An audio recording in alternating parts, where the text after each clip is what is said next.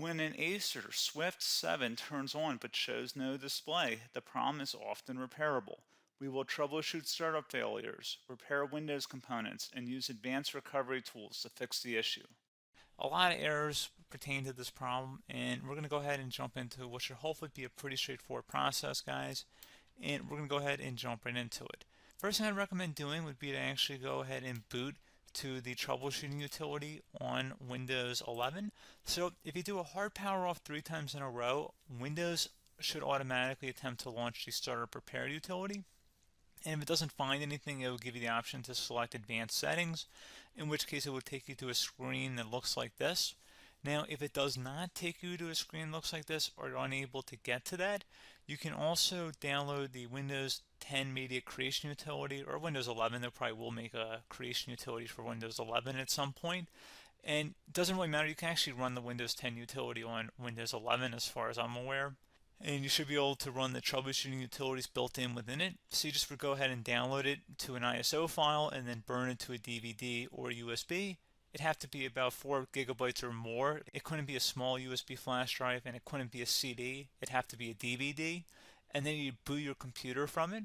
So depending on the computer manufacturer, you'd have to tap a different key on your keyboard in order to launch that menu, in order to select what boot drive you want to go off of. So it could be anything between the escape key, F2, F8, F12, for example, and those are the function keys on the top of your keyboard.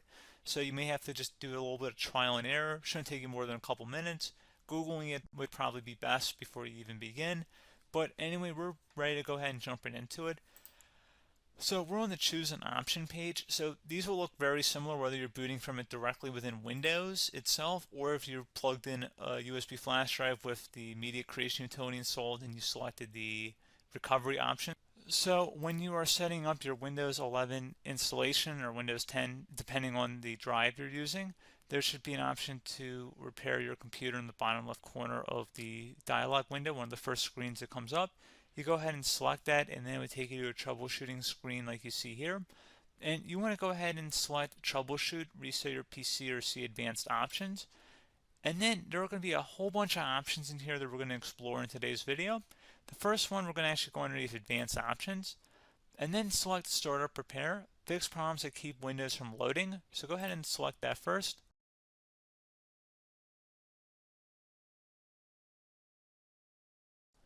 Okay, so you can see it could now repair our PC. That was our first option we could try. Something else, if we go back into advanced options here and then select troubleshoot, we're going to go underneath advanced options again. You can go ahead and actually access safe mode by selecting startup settings.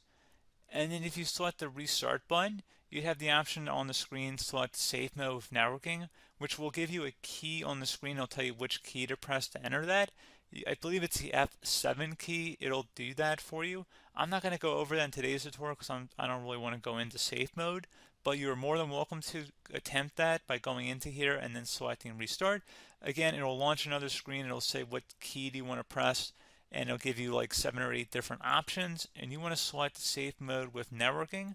There's also an option for a command prompt too, but that's going to be something we're going to cover later in this video, and we don't even have to go through that in order to access it. So that's why I'm not going to really push for that, because unless you know exactly what's causing the problem, you probably don't need to go into safe mode. Unless you're trying to recover files, in which case then you definitely can go into safe mode, but we're trying to actually recover our computer here. So I hope that makes sense. Something else we can also try here as well would be to uninstall updates, remove recently installed quality or feature updates from Windows. So if you go ahead and select that, you can uninstall the latest quality updates, which generally is the more day-to-day updates. Feature updates are the less regularly released ones, like the big ones. I would equate it to service packs in like Windows 7 and Windows Vista and Windows XP. So larger updates that occur once or twice a year at most. And the quality updates are more just a regular update. So probably obviously depend, it'll take longer if you're going to try and uninstall the latest feature update versus quality update.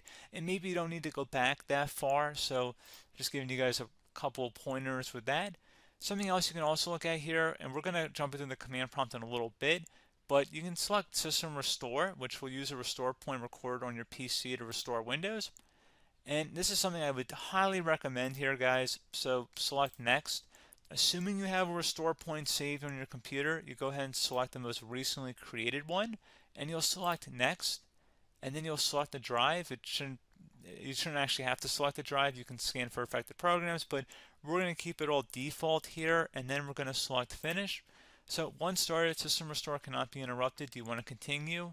I think we're going to select yes. I don't think we have anything better to do on our computer right now, so just give it a moment here to initialize. It will take a couple minutes to run, obviously depending on how large your hard drive is and how much is saved on the system restore point. So just give it a couple minutes here.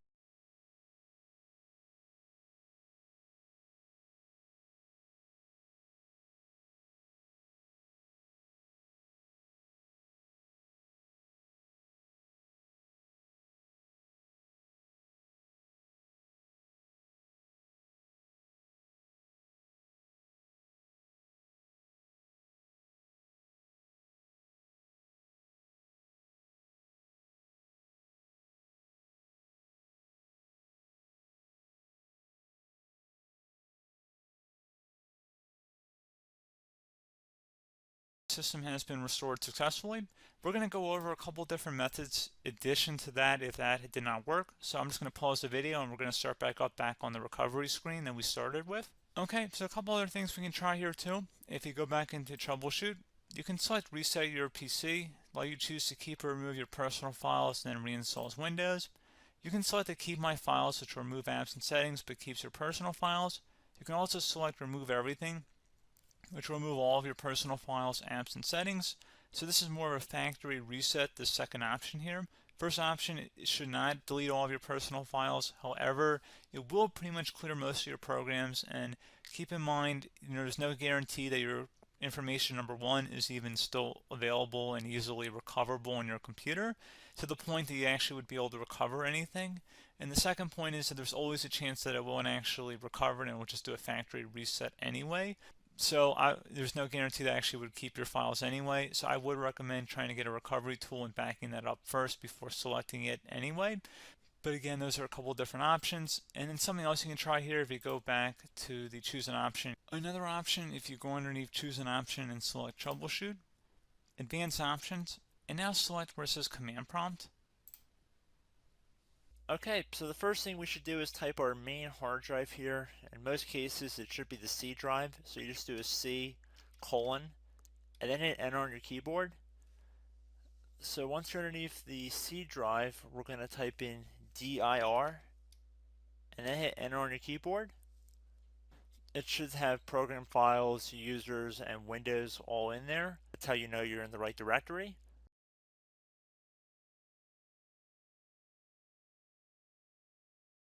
In some cases, it might be the D drive as well, so just keep that in mind.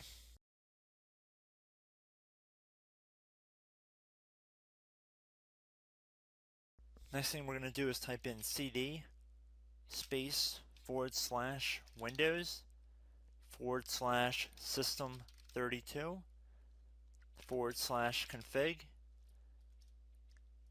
and then you're going to hit enter on your keyboard.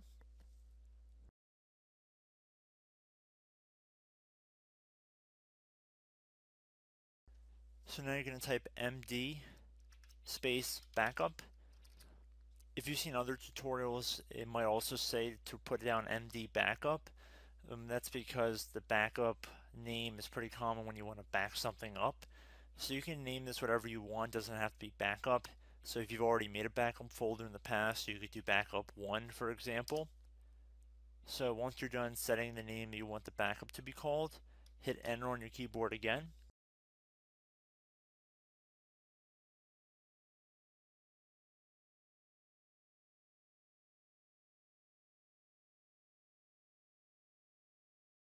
At this point, you want to type copy, C-O-P-Y, space.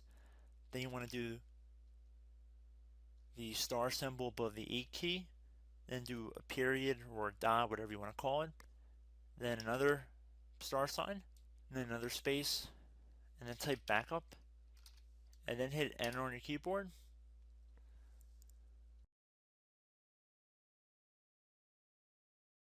Now you want to type cd reg back, R-E-G-B-A-C-K,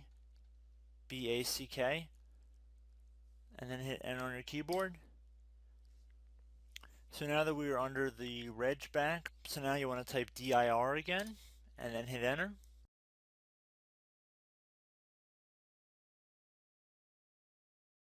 So now at this point we're going to type copy again. So copy, space, $sign, dot, another $sign, space, and then 2 dots. So we're going to type copy, space, $sign, dot, sign, $sign, dot, dot, and then hit enter on your keyboard again. So for overwrite, you want to overwrite all. So type A on your keyboard, so capital A, and then hit enter on your keyboard.